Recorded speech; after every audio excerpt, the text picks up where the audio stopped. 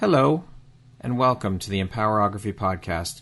This is a platform created for women's voices to be heard and a place to share their stories, journeys, and successes with the world for the purpose of helping other women who might be on similar journeys. We are empowering women one episode at a time. I'm your host, Brad Walsh, so kick back, grab one of your favorite beverages, and enjoy the stories.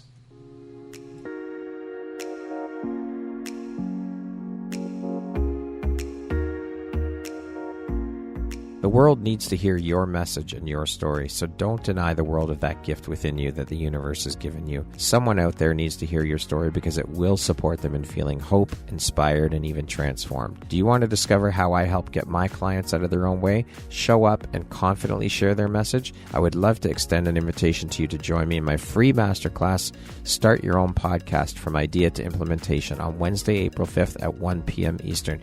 You can find the registry link in the show notes. Hope to see you there. Hello there, Brad Walsh here, your host of the Empowerography Podcast. Today, my guest is Ani Papazyan.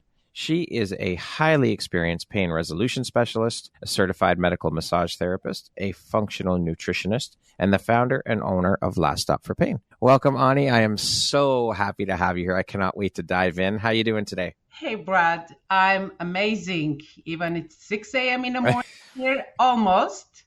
But I'm happy to be here with you. You are a trooper. I appreciate your willingness to get up early. I know you're an early riser, but I appreciate you making the time and taking the time to be here with me today and getting up extra early and jumping on this call with me to do our recording. I appreciate it. And I'm so excited to have you here and looking forward to jumping in. So with that being said, let's get started. Ani, there are a couple of other titles that you wear. We'll get into those as we go through the interview, but that is a hell of a lot of hats you wear and one hell of an extensive resume. And it would seem, of course, that there's a common thread throughout all of the hats that runs through them. How do you prioritize, and how important is prioritization and organization to you? Well, prioritizing it depending on the client. When I'm working with the client is what's going to give them the best lasting result. And that's what's going to be my priority. That's how it's going to come, depending what they need. It's not about what I would do. It's what they need. And so with you wearing multiple hats, I'd love to know, what does your morning routine look like? Well, depending on the morning, when I have to jump on a call at 6 a.m., which I do quite often because I'm a morning person and not an evening person. It's usually when I get up in the morning, my first thing is just take it easy. I wake up with a lot of energy. I don't need coffee to wake me up, even though I do have my morning latte here. But I actually was able to, I just got this mini trampoline, which I absolutely love. I was able to do like a 5-minute on my mini trampoline to jump. My goal is to get back into shape, which is, even though I'm in a health industry, but definitely work in progress. So some mornings I write in my journal. Some mornings I start with meditation or 5 minutes Tai Chi or Qigong or a few minutes of yoga or go for a walk. It just depends on the morning. But I try to do something self-care. Now, what were you doing for a living before you made the jump into entrepreneurship, and what inspired that leap into becoming an entrepreneur? I was a student. Okay. When we came from Armenia in 1992 with my family, I just finished my college. So we moved here. I reinstated my diploma, bachelor's in Kinesiology. And then I wanted to continue my education because education was major in our family. And I grew up with 2 engineers. Both my parents were engineers, mechanical engineers. So education was a major thing. I actually didn't think college was a choice. I thought college was just a continuation of high school because that's how I was brought up. So I wanted to get my master's in either become a physical therapist or a chiropractor until I found out that I do not do well with cadavers. And so since I studied medical massage in college back home, that was the reason I just said, massage it is. So I started going to massage school. So you've basically always been an entrepreneur. From the time you left school, that was it, right into entrepreneurship, starting up your own business. Well, coming from Armenia, I had no idea what entrepreneur was. And definitely growing up in a former Soviet Union, it was just get a good job. But on social media, someone asked, what would you be the worst job for you to do? And my answer was, and right away it came up, employee. I think I'll be a good employee. Yes. Now, what drives, motivates, and inspires you to keep going and excelling at all that you do, Ani? Oh, so I just got I'm sure you're familiar with the Gallup strength test. I just got my strength test done. And guess what? Learner is my number one. So I'm a major geek when it comes to learning. I say if I didn't have to make money, I would just quit everything and just learn anything. So a lifelong student. That's it. That's it. So how did your journey begin into the world of pain resolution? So back home, I was an athlete. I played volleyball for Armenian national team. So if any of you have been an athlete, you know that you get injured. I can tell you how many times I had my ankles twisted, my shoulder injuries. So we had a massage therapist. We always knew the treatment, massage therapy, proper exercising, saunas, and all those things that regular for professional athletes. And so when I came here, that was this is a really cool thing. My passion is I just want to dive into pain, not a massage or relaxing, because that's not what I studied, but it was just medical pain resolution. Let's get rid of people's pain. So why is this mission of helping people manage or resolve their pain so personally important to you, Ani? A lot of times people say, because I went through this journey that I was in pain, finally found a solution. That is not the case with me. The case with me is I'm so passionate I honestly get pissed. I get pissed off at when people say, my doctor said that's just your body. You can learn to live with this. You can learn to manage it. Or I've tried a couple of things. It didn't work. I guess this is how I should be. I just figure out how to live with this pain. I honestly get pissed off. So that is a major driver for me. And also, what can I do to fix it? How can I fix it? Or how I can have you understand that there is a solution. Maybe I'm not the solution. I'm not saying I'm the solution for everyone's pain, but the solution is out there. Just never stop looking for it. And I would assume that a lot of your clients who come to see you, that is their driver for coming to see you, because they get fed up with hearing that, you just have to live with this pain. There's no other solutions. Just learn to deal with it or learn to manage it. And that's it. Well, there's a couple ways. One of them that because most of my business is referral based. I have never advertised. So one of it is that they have gone to different doctors, different practitioners, and they're still in pain. And they come to my office you can see on their face, like, you're just one of another thing that I'm going to try that I've done 10 times before and didn't work. Or they come to my office, they're like, so-and-so told me I have to come and see you. I have no idea what you do, but they said I have to come and see you, so I'm here. What is it that you do? And I love those because they're totally open. Yes. Yeah. They're like a blank canvas, right? I'm a canvas. Yes. Yeah. Like, do whatever you need to do. Paint your work of art, Ani. Now, I know that you had, through conversation, that you had quite the opportunity early on in your career. Can you share a little bit about that opportunity and how it came about for you? Oh, I think I have a feeling what you're talking about. Yes. I know. It's so funny. Oh, my God. I can maybe just write a book just on that experience. I'm sure you could. I call it my paid vacation. Yeah, I was in America just a few years, but maybe 4 years. And I was still learning English because English was not one of the languages that I grew up with. And I was working at the chiropractor's office. I work on his patients. And one of the patients was a dancer. I just knew she was a dancer, but I had no idea at what level. So one day I get a call from someone that said, Tina Landon referred you to us. And we need you to go to Malibu, see this person. We can tell you her name. And that this is the address, but there is no number on the house. So if you go on PCH and you see this number and this number, the white house in between, that's the house. And I'm thinking, okay, but I know Tina, so I trust her. So I'm going to go. So I went and they let me into the room. I set up my table, and then all of a sudden walks in this shy, and I'm like, holy crap, it's Janet Jackson. And it was awesome. She was amazing. She's very soft-spoken, kind of shy. And I started working on her for a while. And then one day I get a call from one of her managers saying, would you like to go on a tour with her? And I'm like, when do I leave? Sign me up. Sign me up. So I was fortunate enough, to do her 98, 99 Velvet Rope World Tour. So you were on tour with her across? I did her world tour, Holy shit.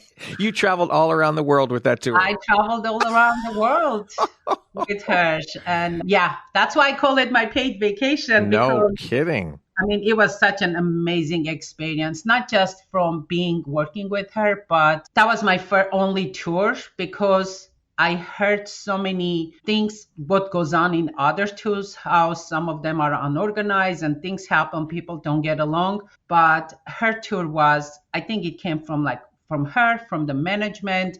It was so organized. Most of us got along. We had so much, oh my God, the stories I can tell you. You need to write a book, Ani. It's amazing. One of the things, it's funny, sometimes I go to networking events and people say, tell us something about you that no one knows. My thing is, I have an Oscar given to me by Janet Jackson. Seriously? What? She gave you an Oscar? But I would never tell you for why. Okay. So before you went on tour with her, were you going to her place for regular massages then, or was that just a one-off? Okay. Yeah, I was just going to her house to work on her. And so how long did that go before they actually asked you to go out on tour? About a year. I think it was about a year or so. Yeah. That's incredible. Holy shit. That's a story of a lifetime. That's incredible. It's pretty cool. I consider myself fortunate enough to come across some really cool people. Like I've worked with Shakira. I worked with Guillermo del Toro. I don't know if you're familiar with the famous director. From a fellow Canadian. Yeah. He lives in Toronto, I think. Yeah. Guillermo del Toro. Funny story. Well, I don't know how funny it is, but he used to come to my office whenever he come to LA. And one day, this was many years ago, my niece was about 5 years old. And it happened that my sister asked me to watch her, but I have clients. So I put her in one of my treatment rooms. I gave her cartoons and drawing. I'm like, Auntie's going to be with the client. Please do not bother for half an hour. A 5-year-old, you have children. So I'm working on Guillermo. In the middle of my session, my niece knocks on the door. Auntie. I'm like, Guillermo, I'm so sorry. He goes, oh, honey, I'm Mexican. We're used to family bothering us. Well, at least he was good about it. He understood. He was his sweetheart. That's awesome. So pain obviously can be a very complex and subjective experience. How do you define pain, and what factors contribute to its manifestation and persistence? Well, yes, pain is such a multifaceted thing. My qualifications is to work on physical pain. It's a muscular body pain, joint. I'm not qualified to work anything psychological. That's really outside of the scope of my practice. But that's one of the reasons I wear so many hats, and I decided to, from massage therapist to going to nutrition, functional nutrition, and then going to genetic testing and analysis, is because if you have, let's say you go out and play tennis, you injure yourself, that's easy. That's acute pain. I can take care of that. But people that are living with chronic pain, you need a lot more than just knowing some really great medical massage techniques. So that's where the other hats like functional nutrition and genetic testing come in to find out what's the foundational source we can start so we can give the client lasting results instead of just addressing their symptoms. Right. Getting to the root of it. Yeah. Now, this is a great segue into this next question because pain management, as we talked about with that's the doctor saying, well, you're going to have to learn to deal with it. Here's some meds and now off you go.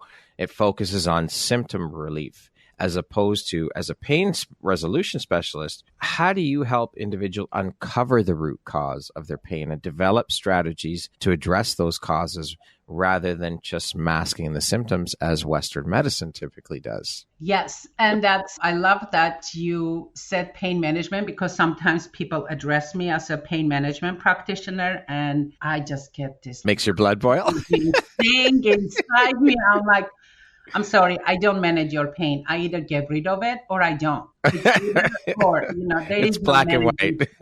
Yeah. So finding the root cause, it's so interesting. Sometimes when I'm talking with the client, they may say one thing in a conversation, and that will bring up the whole idea like, oh my God, this is where I need to look. That's where their pain coming from. Because a lot of times when you say it hurts here, that's not where the pain is coming from. That's just a referral pain. I just did a quick short video on a referral pain because the client came to me with knee pain. And I do very funky, weird techniques, which a lot of times the clients work with me. The knee, I'm like, cool, no problem. Let me take care of his knee. And I'm doing my techniques and it's not working. And then I remember when he first came in a conversation, he mentioned that he's been having some gut issues. And I'm like, oh, the connection. So I went and started working on his abdominals. I did some visceral massage. About 10 minutes, 15 minutes into it, I come back, check on his knee. Pain is almost gone. Yeah. So that's why knowing that there is a referral pain, there is a muscle organ connection, that if you have digestive issues, sometimes the pain can refer to other parts of your body. Knowing that is what helps me to figure out what's the root cause of it. And so mind-body connection plays a significant role in pain perception. Can you explain the connection between emotional well-being, stress, and pain, and offer strategies for managing these factors to promote pain resolution? Well, a lot of times, especially when people have been in pain for a long time, it affects them, like you said, it's psychologically. They become overly sensitive. Even the smallest thing can throw them off. Right. We call it autonomic nervous system. Their fight or flight is way up here. So every little thing affects them like 100 times more than you would do. So the other day I had a client, I work a lot with dentists because I do a lot of TMJ and releases. So he sent me this patient. She laid on my table and before I did anything, she starts crying. And just because she goes, I just got engaged, but I've been in so much pain. This is supposed to be the happiest time of my life because I'm planning my wedding, but I'm in so much pain, I cannot concentrate on my wedding. And so she starts crying. Well, and she had a lot of jaw issues. Before I addressed her jaw, I'm like, okay, let's do something to calm down your nervous system. Once we did that, of course, she cried some more because that's a release. And I was like, okay, cool. Now we can get into to work. What I need to do. And I did it. It's amazing. 2 days later, I followed up with her. She goes, I'm almost 100%. And that was freaking awesome. That is incredible. That's got to make you feel absolutely incredible when you get those calls or when you have conversations with your patients a couple of days after seeing you. I can't imagine how incredible that feels. Well, I say sometimes I think I get more excited than the clients do. Not because, add a gal, which I have to tell you, I do that sometimes. I'm like, come on. You're a human being, of course. Like little rush. You're badass. Yes, absolutely. 100%. And so you should. I mean, I love it. I so love it. This one patient, again, the same dentist sent her to me. Her whole goal was they did some dental work and afterwards she couldn't open her mouth. Her goal was, I want to open my mouth enough I can bite into a hamburger. So I worked on her. And again, a few days later, she sent me a text and actually converted her text into a social media post. She goes, Operation Hamburger was a success.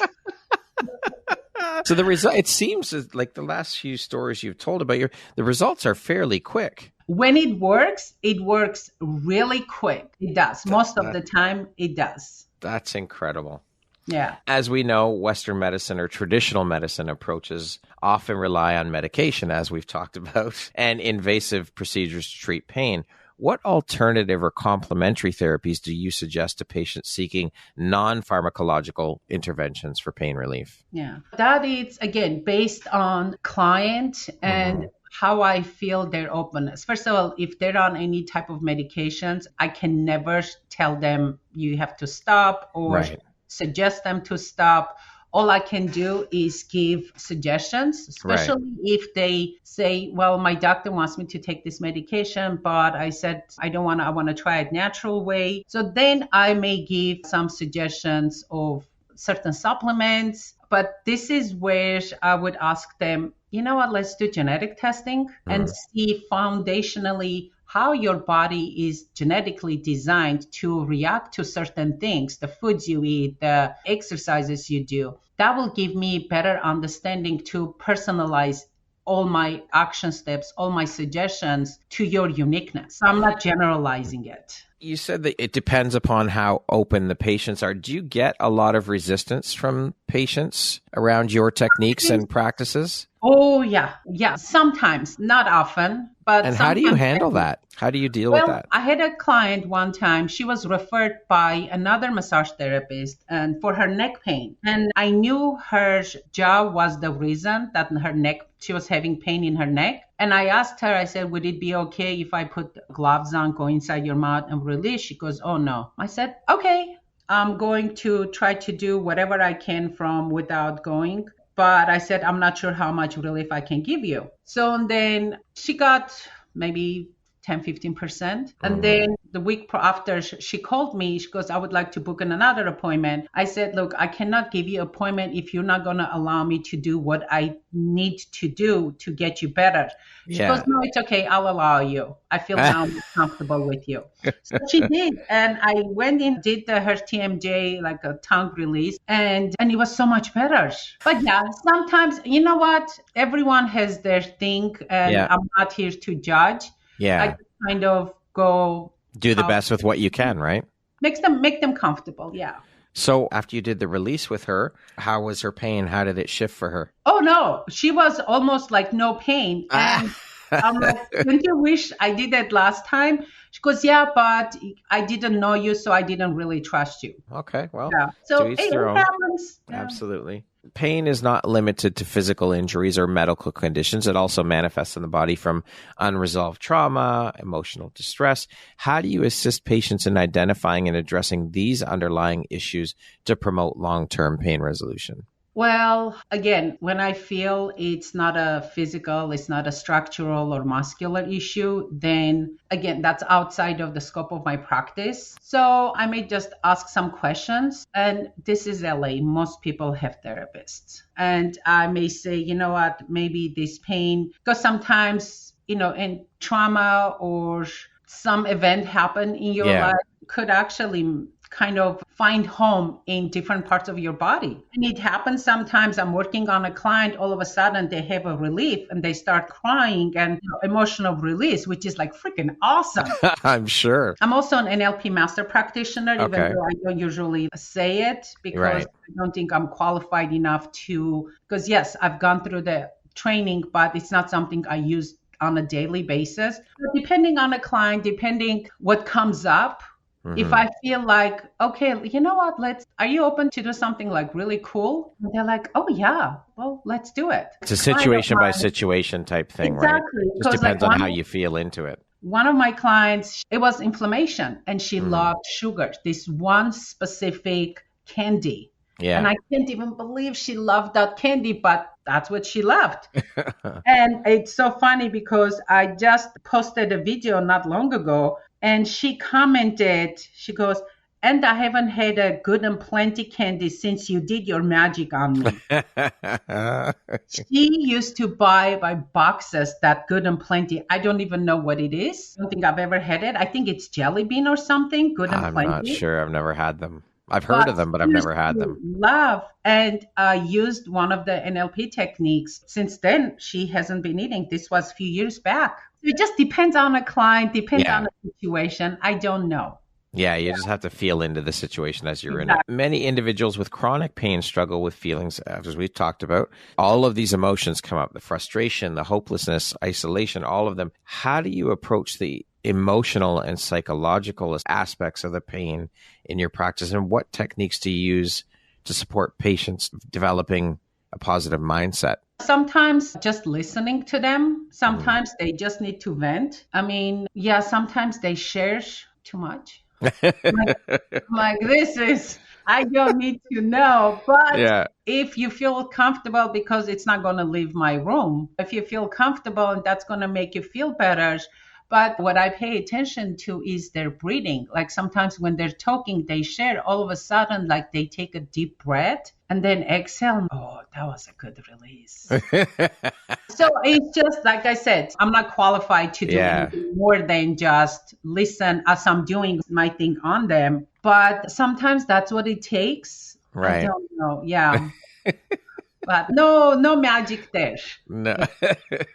As mentioned off the top, Ani, you're trained in multiple areas and modalities. Can you speak a little bit about the modalities you use and how you incorporate them into your work with your clients? Yeah. So my foundation is a kinesiology, but medical massage, which is it's amazing techniques. As a learner, I love not just finding some unique techniques, but I've been fortunate enough to come across some amazing practitioners, amazing doctors that created very unique techniques that work amazing. And I can't believe that massage schools don't offer them as a regular part of curriculum because they're so good. And so let's say some of the techniques besides, I call it Russian medical massage, but it's not a Russian because some parts of Europe also, they study that. But those techniques, and then primal reflex release technique, trigenics technique, which I came to Toronto to learn it. Dr. Paul, amazing technique. And then a conjugate gaze technique. My God, I can just keep mentioning. Go on and on. And then in functional nutrition, learning how to analyze, read the blood work. Like sometimes clients say, oh, my blood work is fine. My doctor said everything is normal. I'm like, could you please send it to me? Let me take a look at it. Not because I'm better than doctors. It's just I was trained to look at it differently. Right. I see things that they just don't see it. And then, of course, genetic testing is, everyone should be doing it. You get so many aha moments. You get so much information about your body and realizing how to live your life. Even the things you do, how you react to things, we can see that in genetics. It's so cool. I interviewed a chiropractor a little while back, and she was saying she uses genetic testing, and she just loves it. Couldn't say enough about it. Yes. She's raving about how incredible it is. And you do it only once, but you can take session after session to dig deeper into it. It's just so fascinating. She was talking about using it to test on children for the Alzheimer's gene and things like that, like crazy shit. And she said we should be testing our children at a young age for Alzheimer's and things like that so that you can see what you can do preventatively as they grow. Well, depending what type of genetic testing you do, there are the medical side of genetic testing that they look for genes. Mm-hmm. We call it high penetrance genes. Okay. That if you have those genes, then there could be the disease. The genes, the company I work with, the genes we test, because I'm not a doctor, and we test low penetrance genes, meaning if you have the certain genes or one gene, it's not powerful enough to cause a disease. But the combination of it, if you have several genes, it can explain why you may have higher potential of having cardiovascular issues, or high cholesterol, or have a blood clot, higher potential of having a blood clot, or inflammation issues or blood sugar issues based on your genes. But the great thing is with lifestyle changes, dietary changes, maybe supplemental suggestions, we can make sure that those genes would never turn on. Or if they're turned on, we can turn them off. Preventative measures. That's the genetic testing I work with. Love it. Yeah. How important a part in your work does your nutritionist background play in your role? And how big of a role does nutrition play in helping your clients who are coming to you with chronic pain? What is the correlation there in your work with them? Well, when I'm working with the patients with the chronic pain, just doing a physical, like, let me do different manual therapy techniques is not going to do it. because they're dealing with most of the time with the systemic inflammation. They're dealing with digestive issues probably. So nutrition is major.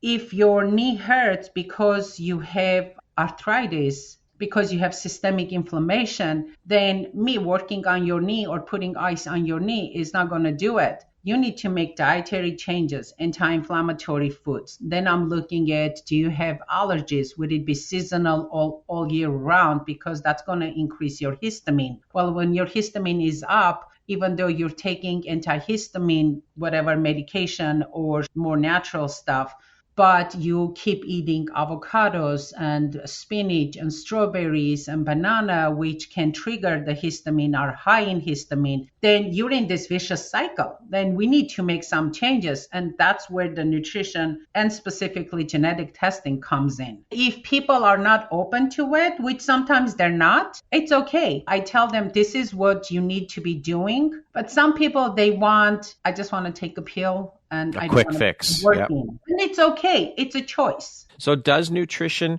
your role, your nutritionist hat, do you wear that a lot in your work? Do you give dietary suggestions or create meal plans for some of your patients to help with the inflammation and things like that in the pain? I definitely do. I don't create like a breakfast, lunch, dinner, this right. What you're going to eat, because I just find that too boring for me. So you take a different approach to that? I give them the suggestions, and then I may recommend different type of like nutritionists that will do those things. Okay. I would say they would hold your hand and walk you every step. That's not. You don't have the time for that. No, not the time. I just find it very boring. But I do give them overall suggestions. When I do genetic testing, I would write down 3-4 page action steps. The food suggestions, food choices, and all that stuff, I will write it down. But I won't give you recipes and stuff like that. Right. Unless you're looking for a really healthy raw food recipes, I can give you a few. Really. In today's crazy busy world, hustle culture, bullshit mentality, many people struggle with maintaining a healthy diet due to time constraints, budget limitations, or even conflicting information they get through social media, on the internet. What practical strategies or tips can you offer to individuals to overcome these barriers and achieve sustainable dietary changes? Oh, I know, some like now it's the intermittent fasting, it's the keto that is everywhere. If you go on YouTube, you see, I lost 100 pounds doing keto or intermittent fasting, depending which variety is good for you. Is it like a 16, 8, 12, whatever? And my biggest thing is our bodies are completely unique. I personally tried intermittent fasting for 8 months, and I was doing from 13 hours to sometimes 16, 17, 18 hours. I didn't lose any weight. So find what works for you. It's not about, my neighbor did this and it worked for them, let me try it. Find what works for you, and it shouldn't be a diet. I hate when people say, I'm on a diet. It should be a lifestyle. Diet, anyone can suck it up and use their willpower for a week, for a month, maybe 2 months, and then that goes away. But if you create as a lifestyle, then it's a habit. Then you don't think about it. Yeah, when I go to Europe, I know you love pasta. Yes. When I go to Europe, that's the only time I eat pasta. Here, I rarely, maybe once a year. Wow. It's not a food I think about or I eat. But when I go to Europe, oh my God, yes, I'm going to eat, Parmesan, whatever thing, lasagna and gnocchis. So it has to be a lifestyle. And that takes time. It's a small changes. Overnight, you're not going to change. And depending on a person, some people, they're just like, okay, this is what I'm going to do, and I'm going to stick with it. And they do. Some people, I just need to make one small change every few days or every few weeks. And that's okay. Well, there's so many fad diets out there and all these different things to try. And this will help you lose weight and that'll help. How do you even know where to begin? I mean, there's so much out there and you got to do your research. And it takes time just to do the research. Well, yes. And so interesting. A couple of months ago, I did a genetic report for a husband and wife. And they're both vegetarians. And they have a son who's on a spectrum. Well, looking at their genetic report, vegetarian is not the right diet for them. And I did bring it up, but they're like, no, we can't eat any animal, like no eggs, no Right. cheese, no nothing. So, at this point, there's nothing I can do. No. Yeah, I could suggest also genetically, I'm a meat eater. Now, I tried to be vegetarian, doesn't work for me. When I wake up in the morning, I can have an amazing steak breakfast. Yeah. My body functions so well with protein. But yeah. You created the precision pain resolution method. Can you speak a little bit about that and what exactly is it and what led to its creation and how you implement it in the work you do with your clients? Well, that's again, utilizing, it's not one modality that I utilize. Depending on a client, I may use all the different modalities that I studied. So it's client by client basis and what is going to work for that person. And one of the reasons I like the precision and the resolution because it's very specific to you, the techniques that I use. Okay. And my whole goal is how fast I can. That's why my sessions are only 30 minutes. Oh, wow. My sessions at the office, unless people that sometimes I have, they drive 2-3 hours. Me, then I'm not going to do half an hour. I'm going to do an hour session on them. But the people that are local, my sessions are half an hour because the techniques I use are very specific to them, to their pain. And if I overdo it, it can backfire. So yes, it's very precise and I have a very specific outcome goal. Well, and it sounds like you get results pretty damn quick too. So that's incredible. I say when it works very quickly. Does it work every time? No, I'm not going to lie. It doesn't. But I would say I have a 85 to 90%. I will get rid of their pain. Are a lot of the patients just like one session and done, or is it usually 2, 3, 4 sessions and then they're pain-free? Depending on the clients, most of it, that's why I say I have a very high client turnover because I may see them one time because I'm also big on giving you homework, right? Like techniques, not scratches, but actual pain relief techniques that you can use as a maintenance tool or as a preventative tool. Like a client I saw last Saturday, I haven't seen her in years. And we're friends, so sometimes we go to dinner. She goes, Ani, I haven't seen you, but it's your fault. You fixed me. And then you show me those couple of techniques that I do regularly, so my pain hasn't come back. And she just was in Europe for a while and did all this like cooking and walking tours. So she came with knee pain. That's why I saw her after 5 years, I think. Yeah. But yeah, I have a very high client turnover. And a lot of times I may see them once or like you said, 2-3 times, and then their pain is gone. And I may not see them for months or years, even though I wish they would keep up a maintenance. I would ask them maybe once a month or once every 6 to 8 weeks. And pop by half an hour, let me check your body, just release whatever I find tight. And then you don't need Off to you go.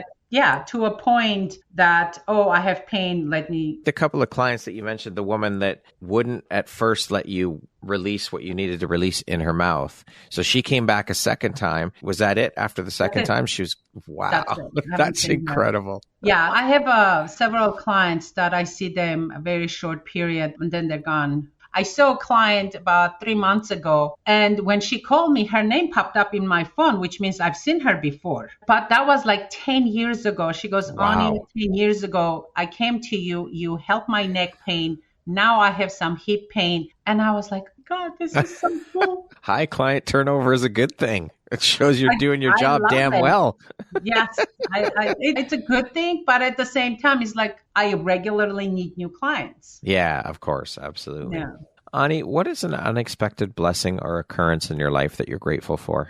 Oh, I have to say it's a sad thing, but it was kind of a turning point. In 1988, when we had the huge earthquake back home in Armenia, when we lost our home and we lived in our garage for 3 years before we came to US. I'm Armenian. A lot of us are about materialistic things. A lot of us about driving the best car, having the biggest house. We like to show off. But since then, for me, materialistic things mean absolutely nothing. It was all about how I can enjoy my life, the experiences I can get, the amazing people I can meet, and create those memories, those experiences. And that was a major turning point for me, because within seconds, I saw the destruction and lives gone. That's powerful. What would you say is one of the most important things you've learned in your life? And what was your life like before you learned it? And what was your life like after learning it?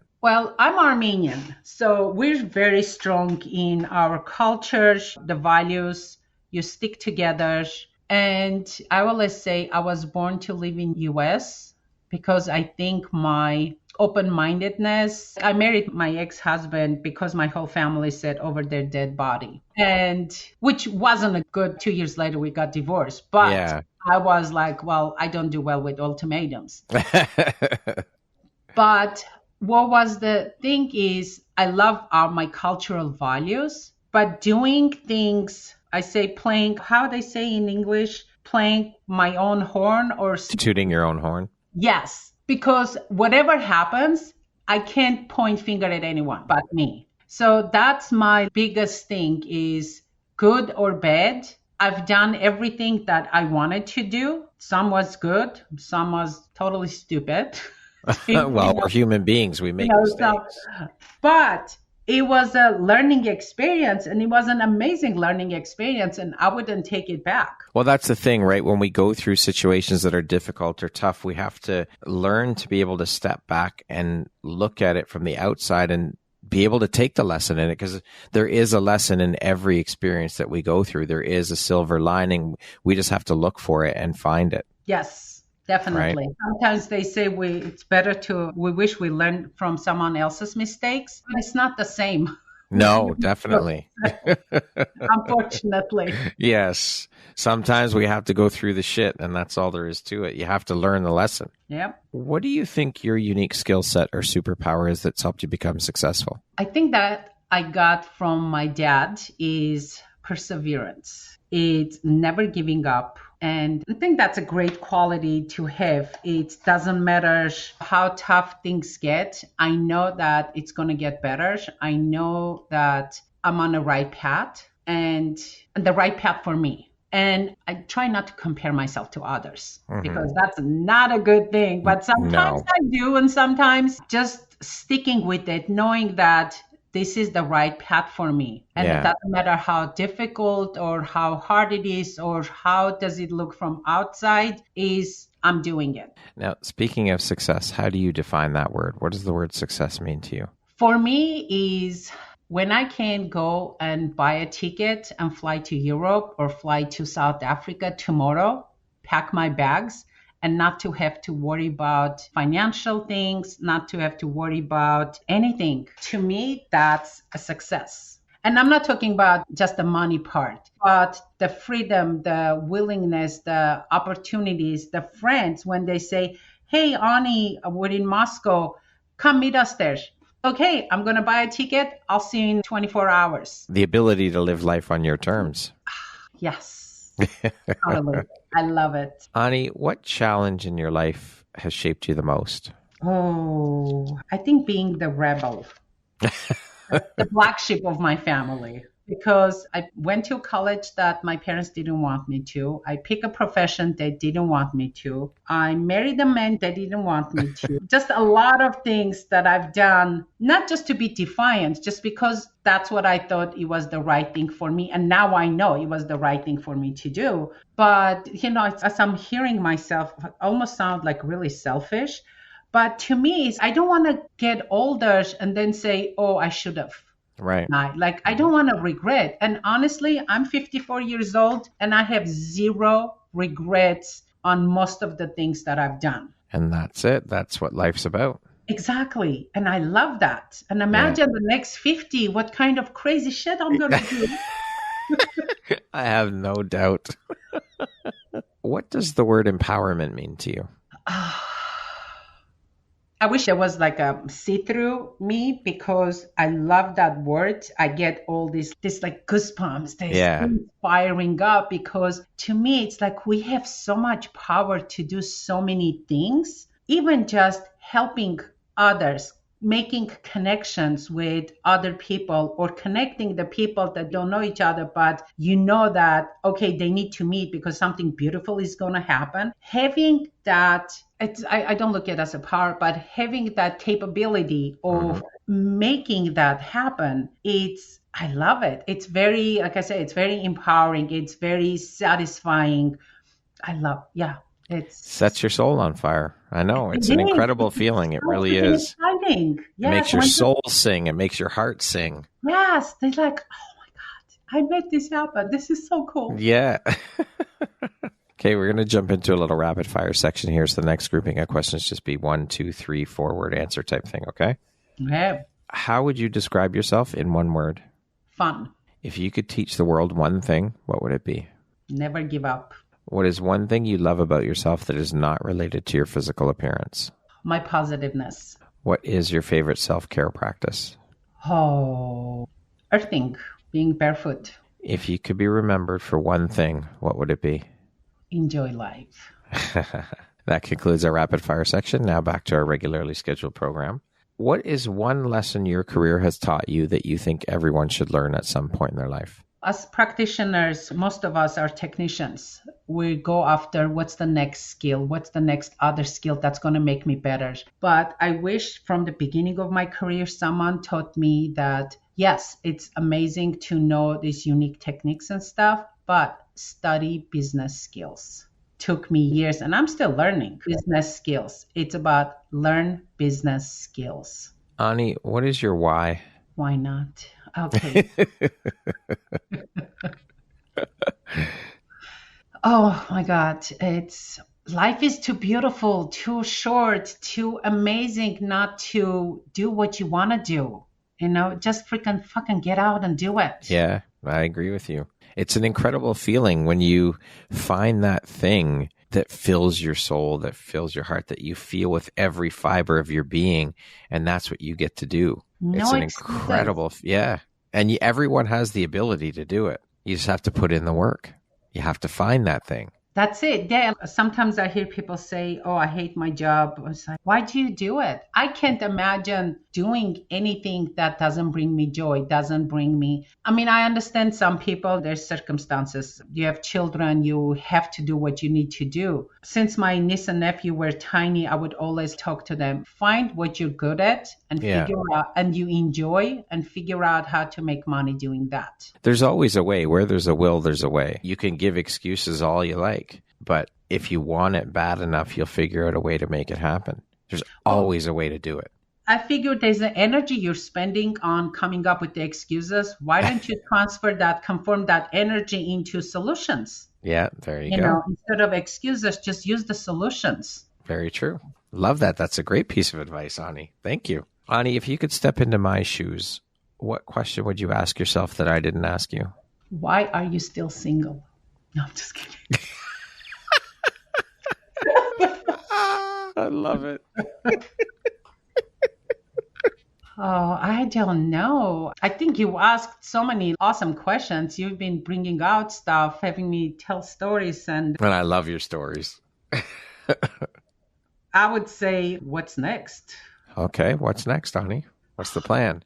When I think about next, it actually scares me. It scares me in a good way. This year has been such a transformational year that we're still half the year. I have part of a chapter of the book coming out. I'm writing for the second book chapter. I'm working on my own book. I'm working on my signature talk, on my TED talk, so I can start looking for stages to speak on TED stages. It's been amazing meeting you, getting on so many amazing podcasts and sharing my stories. I was on a freaking radio live show that aired in South Africa. Wow. I just did a podcast and the guy was in Malaysia. Come on. This is freaking awesome.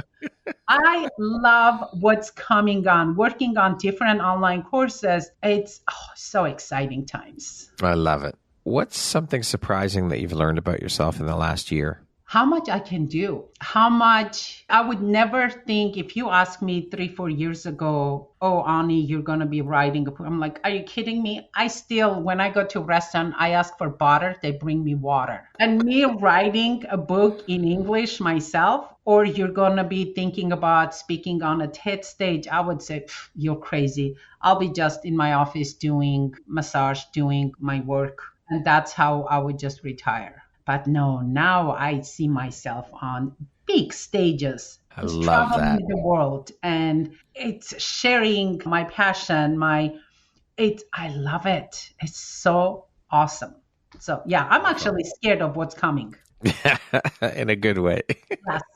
Ani, if you had the opportunity to sit down and have a 1-hour conversation with one woman, any woman in the world, who would it be and why? Okay, don't laugh. No. It's Anne Frank. Okay. That's the book I grew up reading, but I think I read maybe 5 times or more. Yeah. Just how she was, who she was. Like, I can pick up so many lessons from her, so much, like never giving up. I would just love to sit down with her and ask questions. I literally have the book. Like, I can see the book growing up. Of course, I read it in Armenian. Right. In the translation, but it was this little book, and the cover, I think it was she like hiding in an attic with dark and just sitting there and having conversations with her. Ani, if you could go back and give your younger self one piece of advice, what would that piece of advice be? Make smarter financial choices. Yeah, when you're making good money, you think that's never going to end until the pandemic hits. Yeah.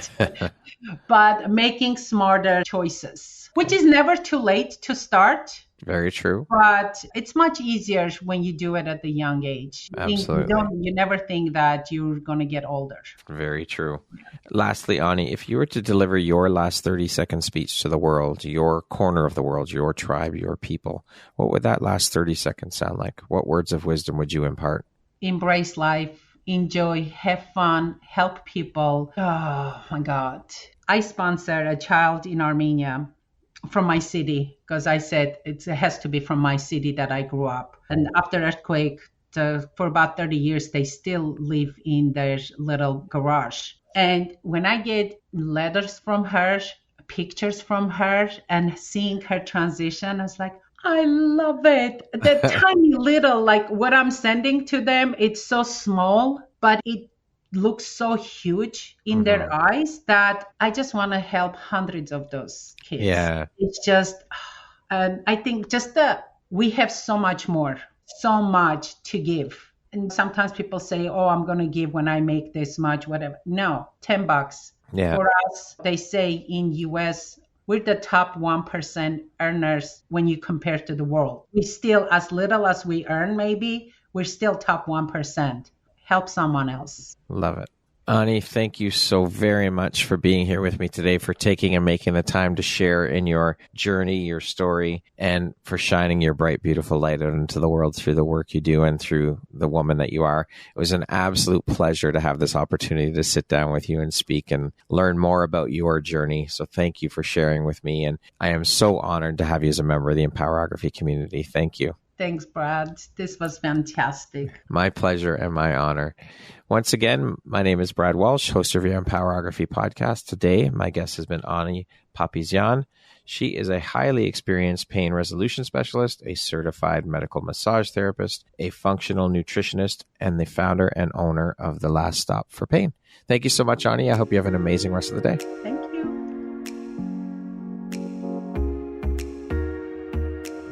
Thank you very much for listening to this podcast. If you haven't yet, please be sure to subscribe, rate, review, and share with all your friends. You can find me at viseuphoria.ca and follow me on Instagram at Empowerography Podcast and on Facebook at Empowerography. Please join me next time for another inspirational story from yet another amazing woman.